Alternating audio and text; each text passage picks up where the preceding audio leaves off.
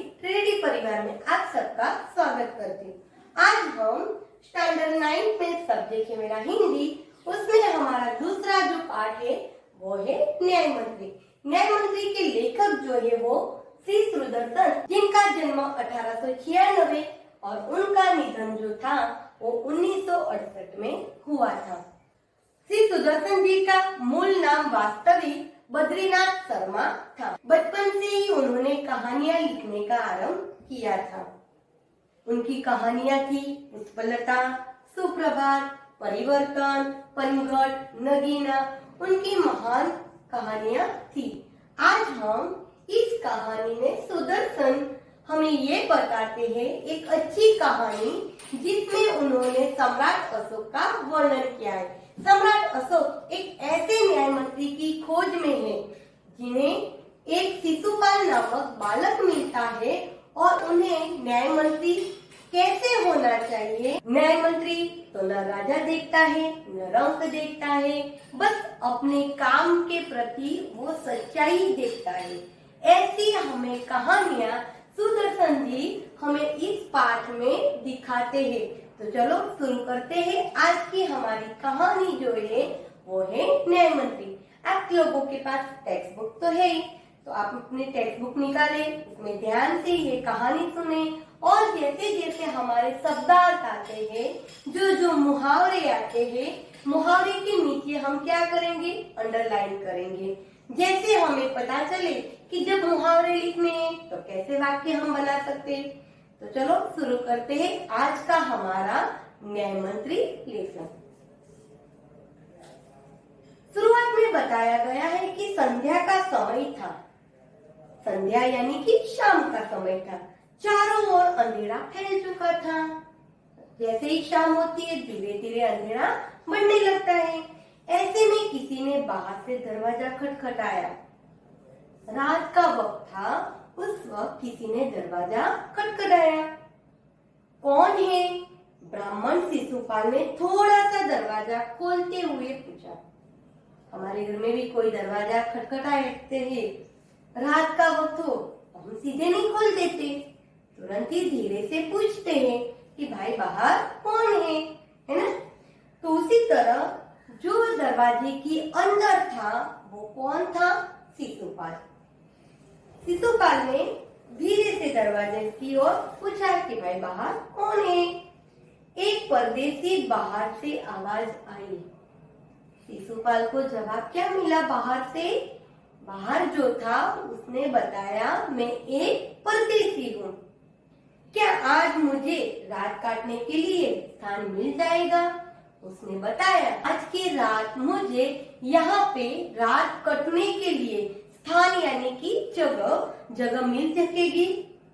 जैसे ही शिशुपाल ने पूरा दरवाजा खोला तो उनके सामने एक नवयुवक खड़ा था। दरवाजा जैसे ही शिशुपाल ने खोला तो उसके सामने एक नवयुवक था, युवान इंसान खड़ा हुआ उसने देखा। उन्होंने मुस्कुराकर कहा, ये मेरा सौभाग्य है। सौभाग्य यानी कि खुशनसीबी। शिशुपाल ने जैसे ही परदेसी को देखा तो बोलने लगा, आप मेरे घर आए, ये तो मेरा सौभाग्य है, मैं बहुत ही खुशनसीब हूँ। अतिथि के चरणों से ये घर पवित्र हो जाएगा, आइए पधारिए। अतिथि यानी कि मेहमान, मेहमान के चरणों से मेरा ये जो घर था वो तो पवित्र हो गया, आप घर पे आइए। अतिथि को लेकर शिशुपाल घर में गए और उनका आदर सत्कार किया। हमारे घर में भी जब भी कोई मेहमान आते हैं तो हम उन्हें आदर सत्कार के साथ अंदर ले जाते हैं, चाय पानी ये वगैरह पूछते हैं। वैसे ही उसने अंदर घर में ले गए और उनका आदर सत्कार किया। फिर दोनों में उस समय देश की अवस्था पर बातें करने लगे। अब दोनों बैठ के शिशुपाल और जो परदेसी आए थे वो दोनों के बीच में बातें शुरू हुई। बातें करते वक्त अवस्था यानी कि देश के बारे में वो बातें कर रहे थे। हमारे देश के बारे में जो वो बातें कर रहे थे उसमें अवस्था यानी कि दशा और उसे हालत भी बताई जाती। तो इस देश में, हमारे देश में कौन सी हालत है, कौन सी अभी दशा है, उसके बारे में वो बातें कर रहे थे। शिशुपाल ने कहा, आजकल बड़ा अन्याय हो रहा है। उस वक्त दोनों के बीच में जो बातें हो रही थी, तब उसने कहा कि आजकल देखा जाए तो हर जगह पे अन्याय ही हो रहा है। परंतु परदेसी इस बात से सहमत न था। सहमत यानी कि बताया गया है राजी। परंतु जो परदेसी था इस बात के लिए राजी नहीं था। वो बोला, दोष निकालना तो सुगम है। उसने कहा, परदेसी ने कहा, दोष निकालना, दोष यानी कि गलती, गलती जो निकालनी है वो तो सुगम, सुगम यानी कि आसान है। हम दूसरों की गलती जो निकालनी है वो तो बहुत ही आसान है, परंतु कुछ करके दिखाना कठिन है। दूसरों को दोष हम जल्दी देखते हैं, वो निकालना भी आसान है, लेकिन कुछ करके अगर दिखाना होता है तो बहुत ही कठिन होता है। शिशुपाल बोले, अवसर मिला तो दिखा दूंगा कि न्याय किसे कहते हैं। अवसर मिला, अवसर यानी कि मौका। शिशुपाल ने बताया, अगर मुझे एक मौका मिले तो न्याय किसे कहते हैं ये मैं बता दूंगा। तब जो परदेसी आए थे उसने बताया, तो आप अवसर चाहते हैं? परदेसी ने कहा कि क्या तुम मौका चाहते हो? उसी वक्त शिशुपाल ने जवाब दिया, हाँ अवसर चाहता हूँ। फिर परदेसी ने बताया, फिर कोई अन्याय नहीं होगा? उस वक्त शिशुपाल ने फिर जवाब दिया, बिल्कुल नहीं होगा। परदेसी ने फिर कहा, कोई अपराधी दंड से न बचेगा? उसने बताया, कोई अपराधी दंड यानी कि सजा, अपराधी आरोपी भी हम उसे कह सकते, तो क्या कोई आरोपी सजा से नहीं बच पाएगा? तो उस वक्त शिशुपाल ने जवाब दिया, नहीं। परदेसी ने मुस्कुराकर कहा, यह बहुत कठिन काम है। परदेसी जो था उसने कहा कि तुम जो बोल रहे हो वो काम तो इतना आसान है ही नहीं कि हर गुनहगार को अपने किए की सजा मिले। ये तो बहुत ही कठिन काम है। ब्राह्मण के लिए कुछ भी कठिन नहीं, मैं न्याय का डंका बजाकर दिखा दूंगा। अब जो शिशुपाल था, शिशुपाल ने कहा, ब्राह्मण हूँ और ब्राह्मण के लिए कोई भी जो काम होता है वो काम कठिन नहीं होता, और न्याय का जो डंका है वो डंका में बजाकर दिखा दूंगा। डंका बजाना यानी कि सुप्रसिद्ध होना। मैं ऐसा न्याय करूंगा कि सारी जगह पे एक प्रकार से मैं सुप्रसिद्ध कहलाऊंगा। परदेसी धीरे से मुस्कुराए पर कुछ न बोले। फिर कुछ देर बाद वे सो गए। इस बात का जवाब के लिए परदेसी ने कोई जवाब ही नहीं दिया और मन ही मन मुस्कुराते रहे। फिर दोनों सो गए। सुबह उठकर परदेसी ने शिशुपाल को धन्यवाद देकर उनसे विदा ली। जैसे ही सवेरा हुआ, जो परदेसी रात को रुकने के लिए शिशुपाल के घर पे आए थे, वे वहां से जाने के लिए विदाई ली। कुछ दिनों बाद शिशुपाल के घर कुछ सिपाही आए और उन्हें दरबार में चलने के लिए कहा। कुछ दिन हो गए, बीत गए। इस शिशुपाल के घर पे कुछ सिपाही आए थे और उन्होंने दरबार में आने के लिए कहा। शिशुपाल तो सहम गए। वे समझ नहीं सके कि सम्राट ने उन्हें क्यों बुलाया है। उन्हें तो समझ ही नहीं आया कि सम्राट अशोक ने मुझे क्यों बुलाया है। कहीं उस परदेसी ने तो सम्राट से झूठी सच्ची शिकायत तो नहीं कर दी। मन में सोचने लगे कि जो परदेसी मेरे घर पे आया था, कहीं उसने कोई शिकायत तो मेरी नहीं की। शिकायत यानी कि फरियाद तो नहीं की। दरबार में पहुंचकर शिशुपाल का कलेजा धड़कने लगा, यानी कि चिंतित होना। जैसे ही वो दरबार में पहुंचा, उसे और चिंता होने लगी जब उन्होंने देखा कि पर्दे से ही सम्राट अशोक है। वहां जाके उन्हें पता चला कि जो मेरे घर पे एक रात रहने के लिए आए थे वे कोई और नहीं, कौन थे? अशोक सम्राट। सम्राट बोले, ब्राह्मण देवता, मैं आपको न्याय का अवसर देना चाहता हूँ, आप तैयार हैं? तुरंत ही सम्राट अशोक ने कहा कि ब्राह्मण देवता, आप हमारे यहाँ आए हो दरबार में, तो मैं आपको न्याय का अवसर देता हूँ, मैं आपको न्याय का मौका देता हूँ। क्या आप अब तैयार हो? पहले तो शिशुपाल घबराए। शिशुपाल को एक अंदर सा डर हुआ था। फिर बोले, यदि सम्राट की यही इच्छा है मैं तैयार हूँ। बिल्कुल ठीक, कल से आप न्याय मंत्री हुए, सम्राट ने कहा और अपने हाथ से अंगूठी उतारकर शिशुपाल को पहना दी।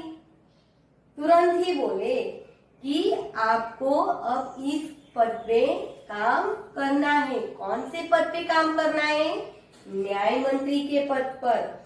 यह सम्राट अशोक की राजमुद्रा थी और सम्राट अशोक ने उसको राजमुद्रा यानी कि शासन की निशानी होती है, जो एक अंगूठी थी, वो अंगूठी सम्राट अशोक ने शिशुपाल को दी। अब शिशुपाल न्याय मंत्री थे।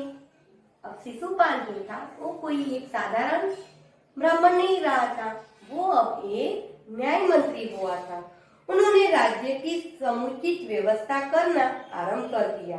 समुचित यानी कि अच्छी तरह से राज्य का जो काम था वो काम करने की उसने शुरुआत की।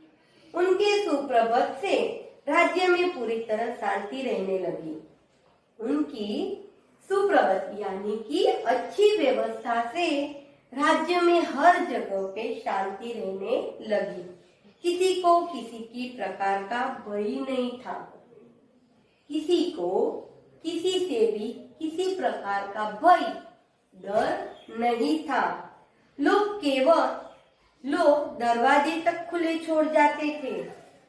इतने लोग बिंदास रहने लगे थे कि अपने घर में भी चोरी होगी ऐसा कोई सोचता ही नहीं था और बिंदास सब रहते थे।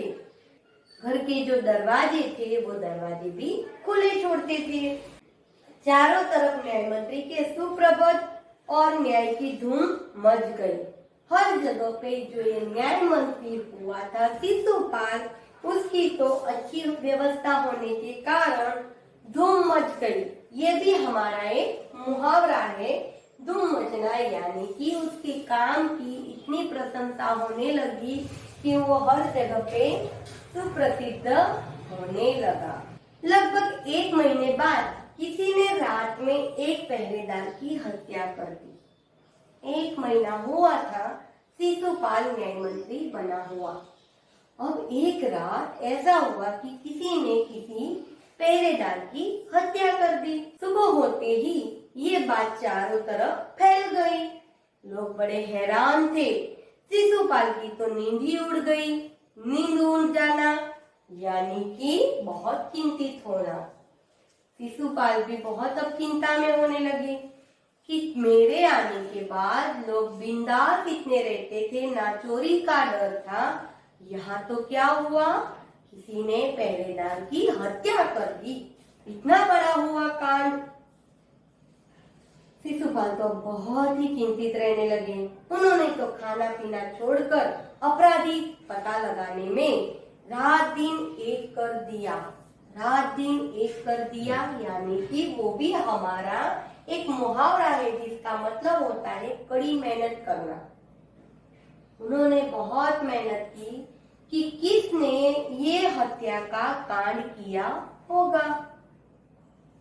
बहुत प्रयत्न करने के बाद जब अपराधी का पता चला तो शिशुपाल के आश्चर्य का ठिकाना ही न रहा। स्वयं सम्राट ने उस पहरेदार की हत्या की थी। सम्राट को अपराधी घोषित करना बहुत कठिन काम था। अपराधी यानी कि गुनहगार। शिशुपाल करे तो भी क्या करे, अब कोई आम इंसान तो था ही नहीं कि जिसने ये हत्या की। हत्या करने वाला कौन था? राजा सम्राट थे। तो अब उनको कैसे बताए, और ये काम उनको खुद को बताना भी बहुत कठिन शिशुपाल को लगा। शिशुपाल करे तो भी क्या करे, एक और वे न्याय मंत्री थे तो दूसरी और सम्राट के सेवक। परंतु न्याय की दृष्टि में सम्राट और साधारण व्यक्ति में कोई अंतर नहीं होता। अगर न्याय करना है तो उस वक्त कोई आम साधारण इंसान है या फिर कोई सम्राट है, तो उसमें फर्क तो होना ही नहीं चाहिए, ऐसा शिशुपाल सोचता था। तो शिशुपाल ने क्या किया, अगले ही दिन शिशुपाल दरबार में पहुंचे। सम्राट अशोक सिंहासन पर बैठे हुए थे। आते ही उन्होंने शिशुपाल से पूछा, अपराधी का पता चला?